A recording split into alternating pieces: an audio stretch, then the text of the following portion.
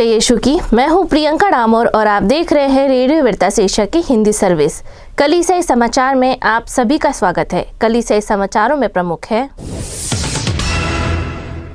मुंबई में ईसाइयों पर हो रहे हमलों को रोकने के लिए अलग अलग धर्मों के लोगों की अपील। मणिपुर में आगजनी की नई घटनाओं से ईसाई आदिवासी समुदाय के बीच हिंसा और बढ़ गई।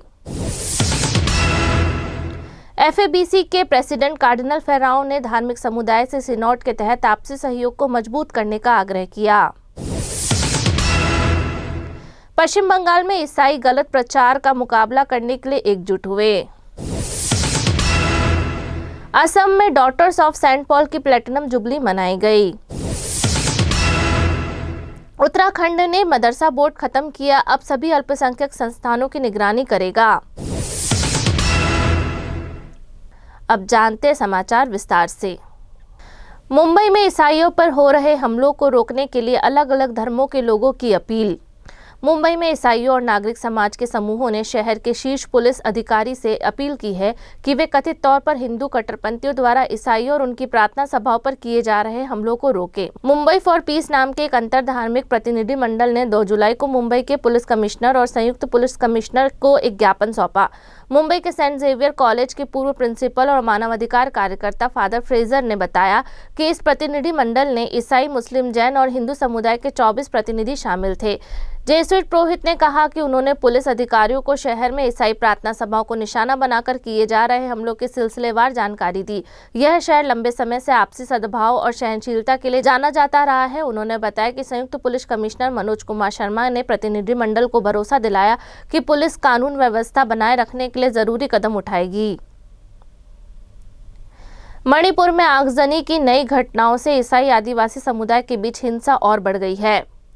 हिंसा प्रभावित मणिपुर राज्य में 2 प्रमुख आदिवासी ईसाई समुदाय के बीच चल रहा टकराव तब और बढ़ गया जब आगजनी की हालिया घटनाओं में दोनों पक्षों के 20 से ज्यादा को आग के हवाले कर दिया। चर्च के नेताओं ने 3 जुलाई को बताया कि आगजनी की घटनाएं भारत और गृह युद्ध से जूझ रहे म्यांमार की सीमा पर स्थित कामजोंग जिले में हुई, जहाँ 1 जुलाई की रात एक गाँव में कुकी आदिवासी के कम से कम 15 घरों में आग लगा दी गई। किसी की मौत की खबर नहीं है क्योंकि सुरक्षा बलों ने एहतियात के तौर पर ग्रामीणों को पहले ही सुरक्षित जगहों पर पहुंचा दिया था। ऐसा राज्य में कुकी और नागा आदिवासियों ईसाइयों के बीच जारी तनाव के कारण किया गया था। एक दूसरे गांव में नागा समुदाय के 7 घरों में आग लगा दी गई। माना जा रहा है कि यह कुकी लोगों का जवाबी हमला था। हालांकि आदिवासी समूहों के एक दूसरे पर आरोप प्रत्यारोप के अलावा इस बारे में कोई आधिकारिक पुष्टि नहीं की गई है कि किसने किस पर हमला किया। FABC के प्रेसिडेंट कार्डिनल फेराओ ने धार्मिक समुदाय से सिनोड के तहत आपसी सहयोग को मजबूत करने का आग्रह किया।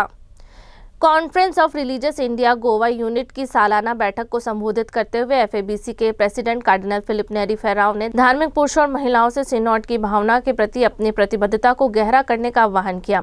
उन्होंने यीशु मसीह के साथ व्यक्तिगत जुड़ाव पर आधारित मसीह केंद्रित आपसी संबंधों और सहयोग पर चलने वाले चर्च के निर्माण पर जोर दिया। CRI गोवा यूनिट द्वारा आयोजित यह बैठक 5 जुलाई को गोवा के ओल्ड गोवा स्थित इंस्टीट्यूट मैटरदई में हुई। CRI गोवा यूनिट की सेक्रेटरी सिस्टर लीना नाजरेत ने प्रतिभागियों का स्वागत किया और सिस्टर मैसिना काउंटिनो FSMA ने शुरुआती प्रार्थना का नेतृत्व किया। सिनोड के कार्यान्वयन चरण का जिक्र करते हुए कार्डिनल फेराओ, जो गोवा और दमन के आर्च बिशप भी है, ने कहा कि यह साल हर स्थानीय चर्च में सिनोड की भावनाओं को व्यवहार में लाने के लिए समर्पित है। इससे पहले कि यह प्रतिक्रिया डायसिस, राष्ट्रीय, महाद्वीप और वैश्विक स्तर पर मूल्यांकन के चरण में आगे बढ़े।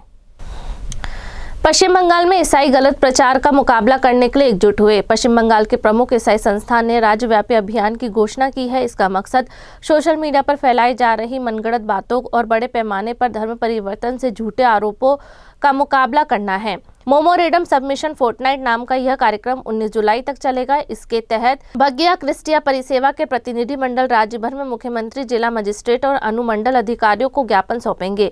पूर्वी और पूर्वोत्तर भारत के विभिन्न ईसाई संप्रदायों के यूनाइटेड फोरम के नेताओं ने पत्रकारों से कहा, जब झूठ को सच बताकर फैलाया जा रहा हो तो हम चुप नहीं रह सकते। उन्होंने जोर देकर कहा कि इस अभियान का मकसद सच को सामने लाना है, संस्थानों की रक्षा करना है और प्रशासन की जवाबदेही सुनिश्चित करना है। संगठन ने कहा कि ईसाई स्कूलों, अस्पतालों और चैरिटेबल सेंटरों को गलत प्रचार, नकली वीडियो और रील्स का निशाना बनाया जा रहा है, जिससे उन्हें धर्म परिवर्तन के केंद्र के तौर पर दिखाने की कोशिश की जा रही है। असम में डॉटर्स ऑफ सेंट पॉल की प्लेटिनम जुबली मनाई गई। 29 जून को असम के गुवाहाटी के पान बाजार स्थित सेंट जोसेफ चर्च में भारत में डॉटर्स ऑफ सेंट पॉल की प्लेटिनम जुबली मनाने के लिए 200 से ज्यादा श्रद्धालु, 30 पुरोहित और 15 से ज्यादा धार्मिक बहनें एक साथ जमा हुई और धन्यवाद की मिस्सा में शामिल हुए। गुवाहाटी के आर्चबिशप जॉन मुलाचीरी ने यूखरिस्ट समारोह की अध्यक्षता की। अपने प्रवचन में आर्चबिशप मुलाचीरा ने किताबों, पत्रिकाओं, बाइबल, ऑडियो विजुअल मीडिया और डिजिटल प्लेटफॉर्म के जरिए 75 सालों तक सुसमाचार का प्रचार करने के लिए डॉटर्स ऑफ सेंट पॉल का धन्यवाद किया।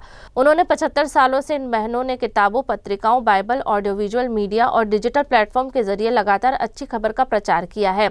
उन्होंने आगे कहा कि उनकी सेवा ने अनगिनत लोगों के विश्वास को मजबूत किया है और युवाओं, परिवारों, शिक्षकों और जीवन में अर्थ तलाश रहे अन्य लोगों के लिए उम्मीद जगाई है। आर्चबिशप ने उन बहनों की पीढ़ियों को भी श्रद्धांजलि दी जिनके प्रार्थना और त्याग भरे जीवन ने इस संस्था के मिशन को बनाए रखा है। उत्तराखंड ने मदरसा बोर्ड खत्म किया, अब सभी अल्पसंख्यक संस्थानों की निगरानी करेगा। उत्तराखंड ने मदरसा शिक्षा बोर्ड को खत्म करने के फैसले पर मुस्लिम और ईसाई शिक्षाविदों और कार्यकर्ताओं ने चिंता जताई है। उन्हें शक है कि यह धार्मिक अल्पसंख्यकों के शैक्षणिक संस्थानों पर सरकार का कड़ा नियंत्रण करने की कोशिश है।